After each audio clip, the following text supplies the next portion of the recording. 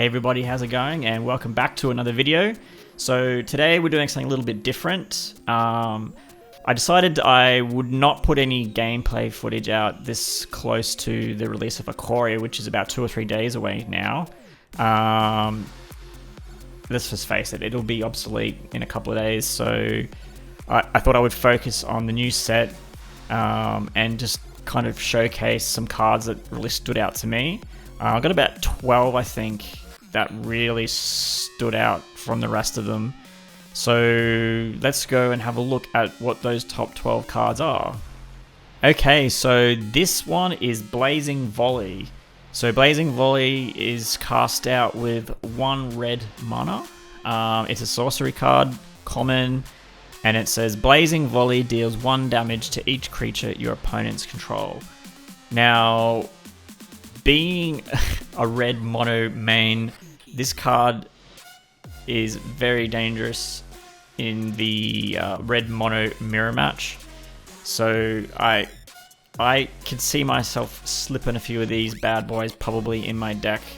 I haven't quite really worked out how red deck wins is going to actually fit into this new meta, because there's not really a great deal of cards that kind of really help it, at least none that I've really managed to sort of see myself. But this is definitely one card that I think will come in handy, particularly in those red mono mirror matches. So my next one is Colossification. Now, when I first saw this card, I thought it was fake, to be honest. It just seemed so ridiculous to me.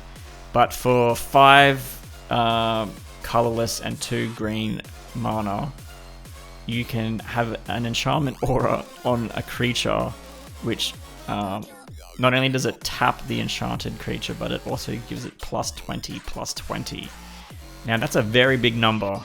I have read some theory crafting on this card. People are saying that this might be the kind of thing that you put on an enemy's creature because it's tapping them, and you could use it to, if you knew you had confirmed lethal damage without the blocker.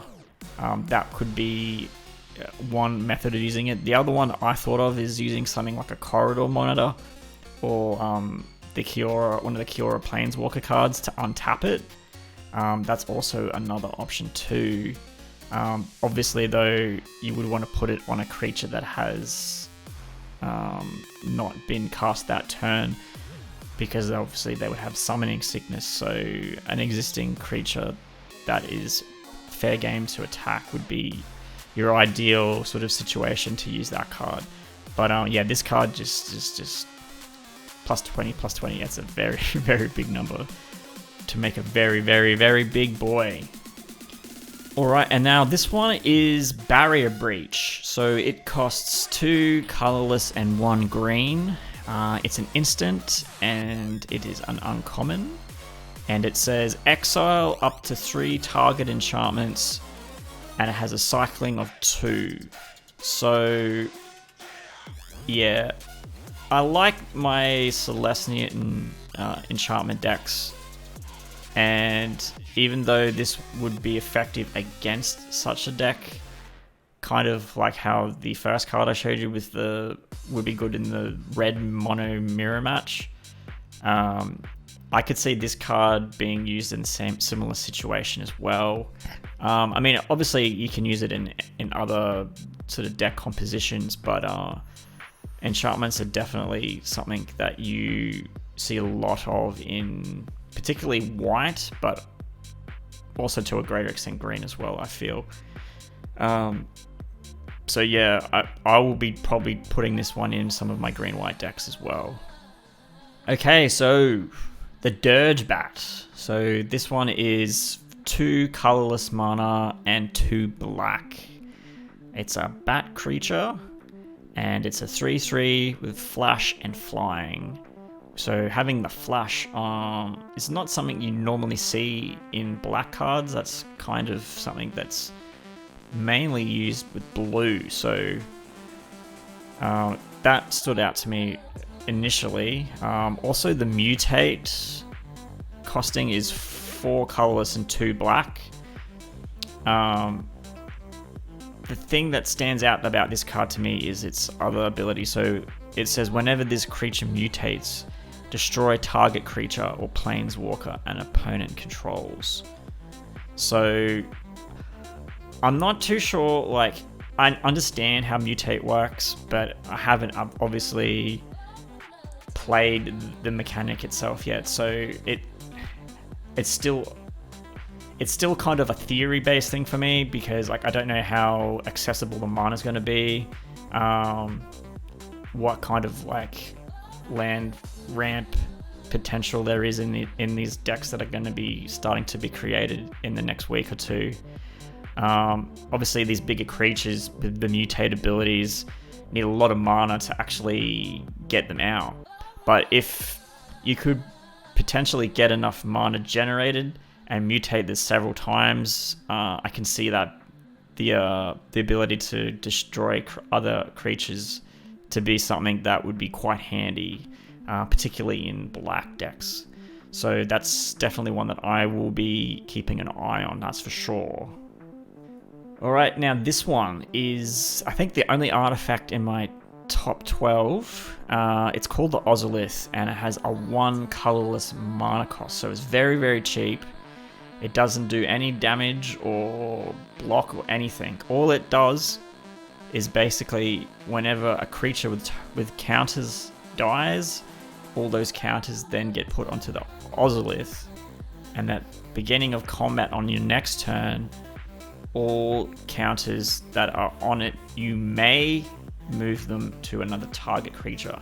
Now, the way it's worded, it seems to me as though you don't have to move it, so you could potentially take the risk of saving counters up from several creatures and then put them all into one creature.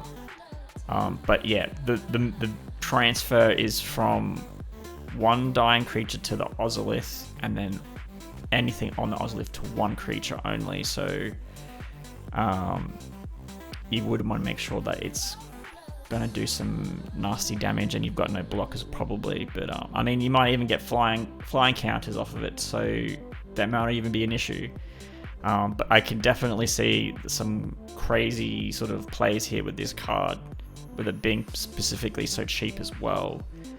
It is also a rare, which means unless you get lucky drawing this card in your packs, you're going to have to use up those extremely rare wild cards. And we all know how hard it is to get those rare wild cards. So if you've got some now, I would definitely not spend any of your wild cards, no matter what type they are. I would just be keeping all your wild cards until Ikoria drops, and probably hold off a week or two just until the meta kind of settles down, so that you don't go wasting all your wild cards on cards that are generally not going to be used. So that is my advice.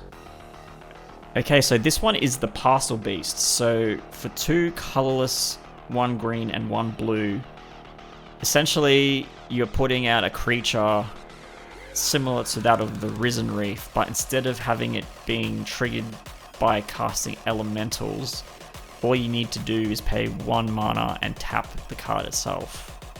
And yeah, it's essentially Risen Reef.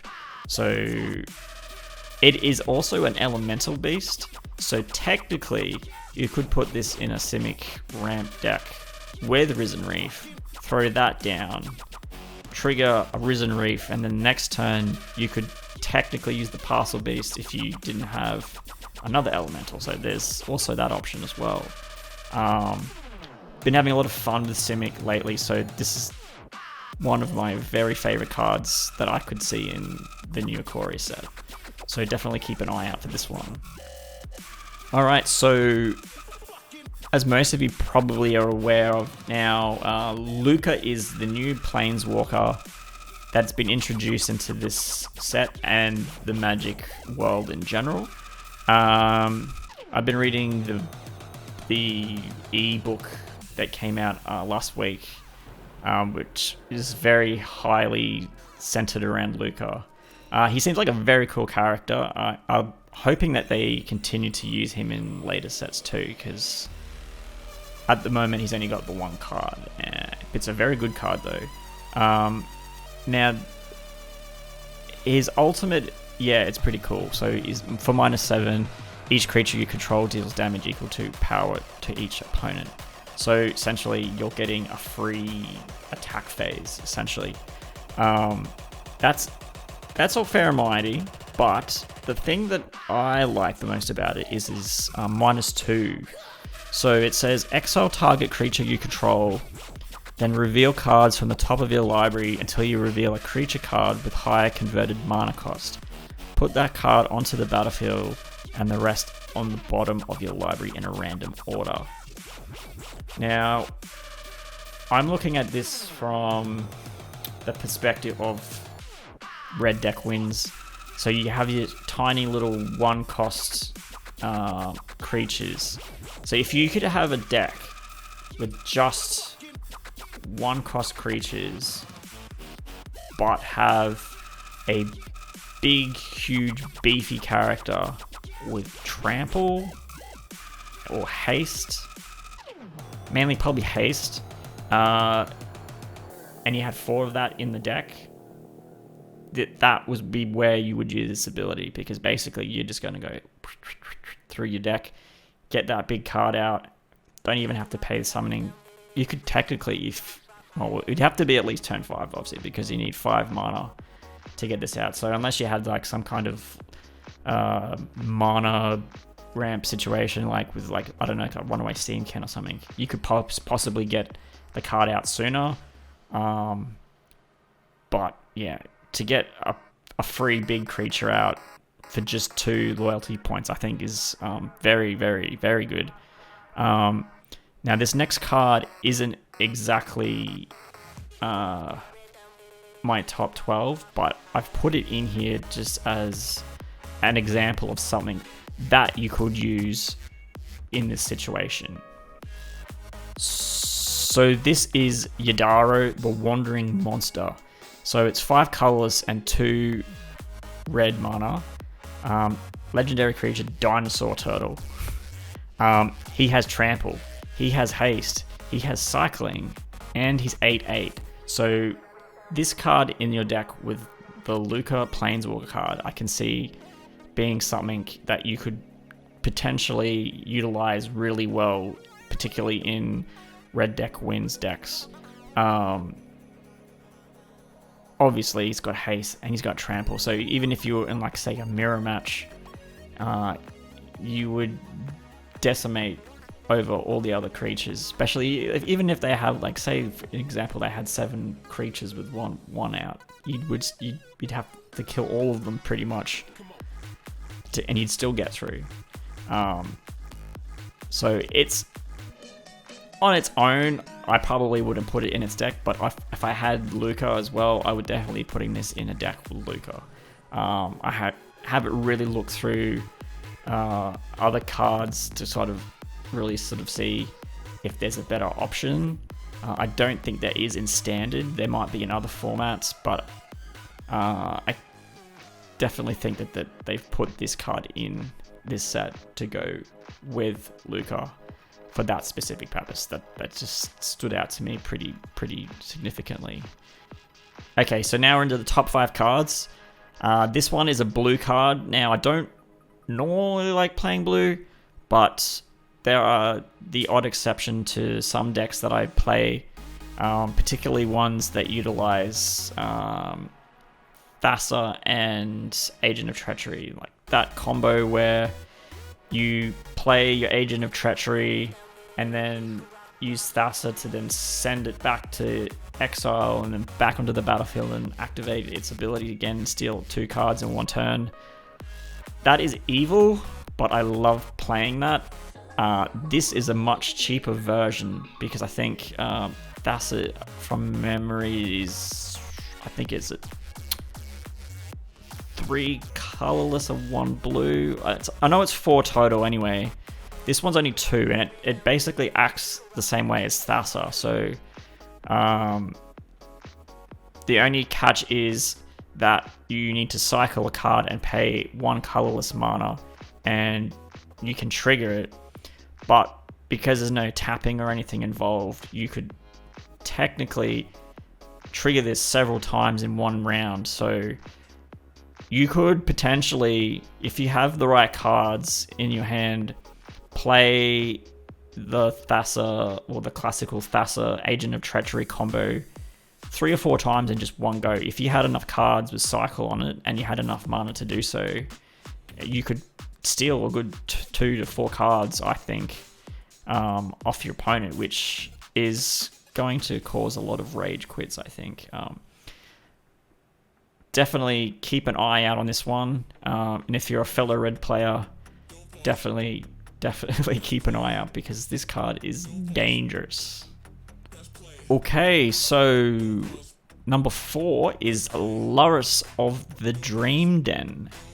Now, besides the fact that this card artwork is cool as hell and cute, like that little baby kitten cat nightmare is the most adorable thing. It's also a companion card, so companion is one of the new mechanics in Ikoria.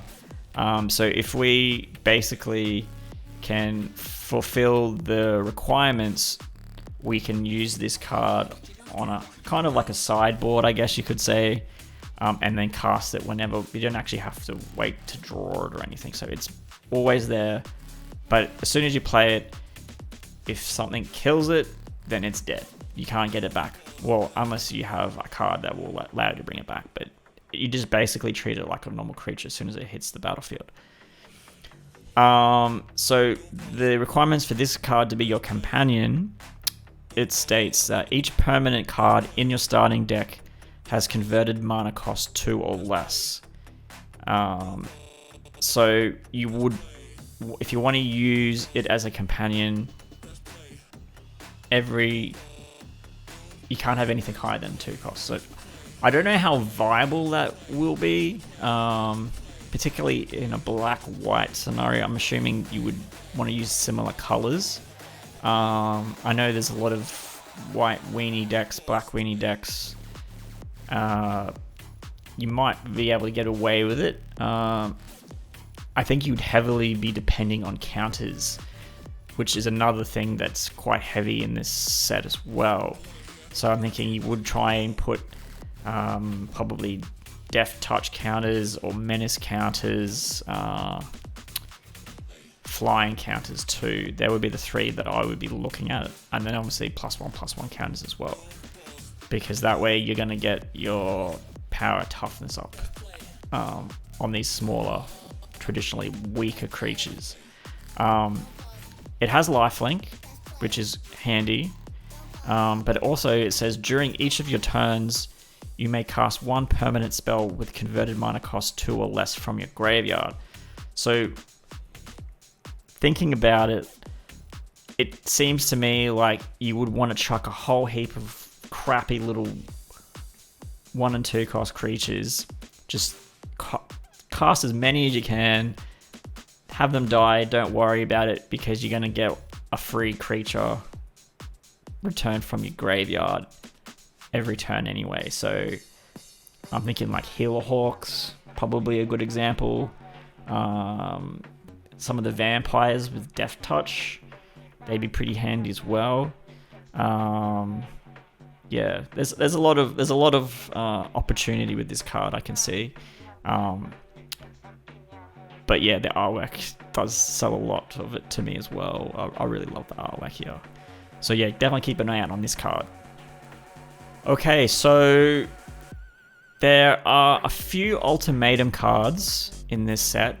I was going to put them all in, but I thought, no, they kind of seem a little bit too strong to really count as their own cards in like a countdown situation like what we're doing here. So I've just decided to pick one of them to kind of represent all of them. This was the one that I think is the best out of all the ultimatum cards in the set. So this one costs 2 green, 3 blue, and 2 red. And what it does basically, it lets you look at the top 5 cards of your library and any number of permanent cards from among them onto the battlefield. and the rest into your hand. So basically for 7 mana, you can put 5 cards down for free if you wanted to. You could use 7 mana to just draw 5 cards. Depends on what you're doing with your deck, I guess. But being green, blue, and red, I can definitely see it being utilized a lot in a lot of what are currently meta decks. Obviously, the meta is going to be changing as soon as this set is out. But this card is extremely powerful, and hence why it's rare. But definitely check out the other Ultimatum cards if you haven't seen them.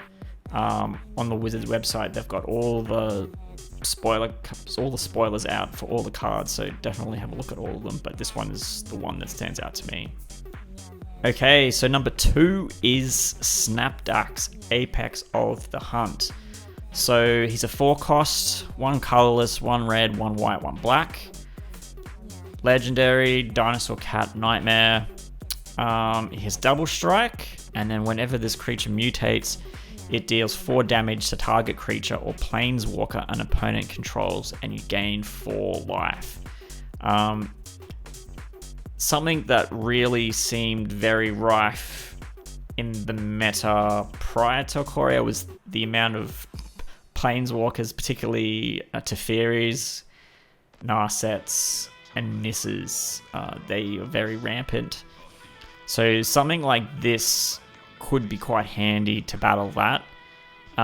It has a mutate ability as well, so you're going to be able to combine this with a lot of the other creatures that have mutate ability too.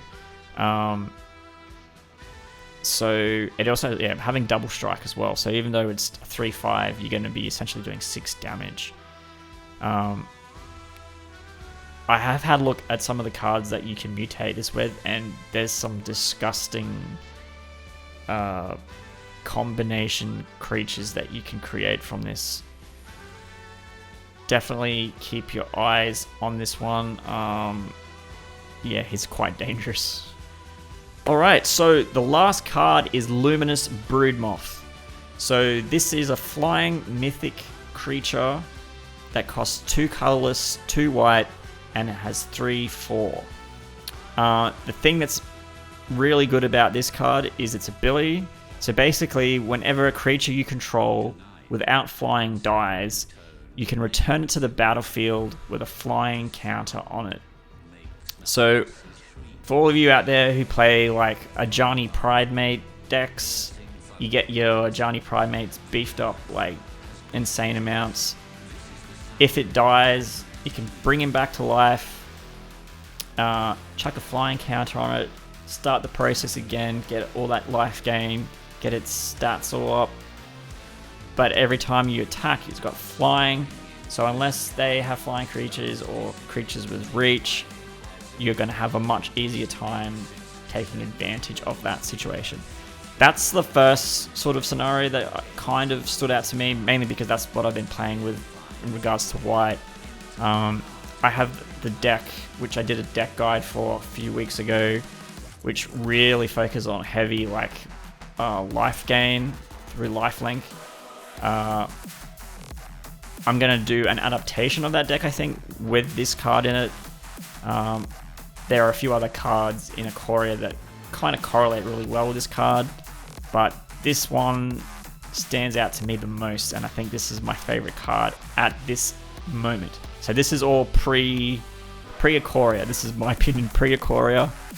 Obviously, until the meta settles in a couple of weeks' time, we won't really know what cards are doing what, but yeah, just on face value, this card here is what I am claiming to be the best card in Ikoria.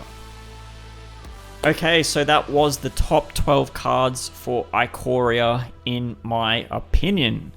It'll be interesting to see how these cards actually operate in this new meta that we're about to go through. Obviously, it's going to take us like 1 to 2 weeks to kind of really settle on which cards work well the most. But for now, I am left with my theory crafting. So we'll see how that all pans out. I've pre-ordered both bundles on Arena, so I've got all the flashy cosmetics there sitting for me. I got my little cat bird pet thing. I don't know what it's called. He's pretty cool. I'm much better than the owl from the last Mastery Pass, that's for sure. Yeah, so lots of things to look forward to. They've also announced today too that they've got live drafting as a playable mode also on launch day for Ikoria, which is pretty cool. So instead of just doing, I don't know how you would call it, like a CPU draft, you actually draft with live people, and you can see the table with the packets of cards going around, so you can see who's opening what packet, and just like you would if you were at a local game store doing your drafts there. So interesting to see how that goes. I don't think it's that expensive, and I know that there's a promotion as well that if you log in and play the mode in the first 2 weeks, you actually get your first draft for free. So they're really encouraging people to sort of give it a go, see how they like it. I think it'll be good. I know they do best of 1 or best of 3 formats as well. So yeah, expect some videos from that as well. I'm getting some new equipment too. I'm getting a new camera. I'm getting some lighting equipment and a few other things just to kind of help boost the quality of these videos. Even though I'm still small and starting out, I want to make sure that I can put the best quality content out there for anyone that wants to watch it. So yeah, that's the thing as well. And finally, don't forget to follow me on my socials down below. So I'm SkelerDave MTG at Instagram and Twitter. Probably gonna ditch Twitter soon because it's not really working out for me. But my Instagram is poppin'. I have over 100 followers now, which isn't a lot, but for me to get that much in like a week or two is pretty good. I've started animating some Magic the Gathering artwork pieces as well, making these really cool animated videos with that. So if you're into Magic the Gathering artwork, definitely check me out because there's a lot of that coming up soon.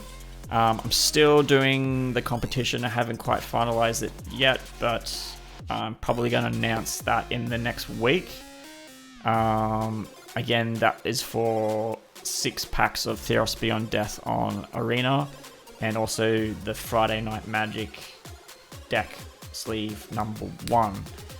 So if you want those things, please follow me on Instagram because that will be where you will win the prizes. But yeah, that's pretty much it for the video. If you enjoyed, please give me a like. Please subscribe if you feel free to. That wasn't proper English, but I'm going to leave it in because I'm too lazy to edit it out. You know what I mean.